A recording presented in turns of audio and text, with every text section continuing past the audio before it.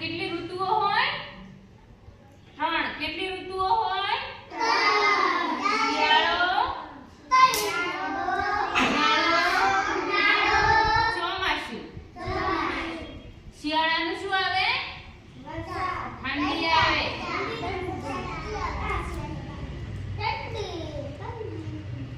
અને ઠંડી લાગે તો શું પહેરવાનું? મોજા, સ્વેટર, ટોપી આ બધું પહેરાય ને. અને ચોમાસાનું શું આવે? વરસાદ. અને ઉનાળાનું ગરમી લાગે.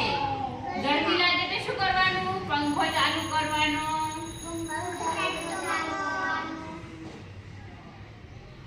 અને અત્યારે શું કરવાનું? ઠંડી લાગે તો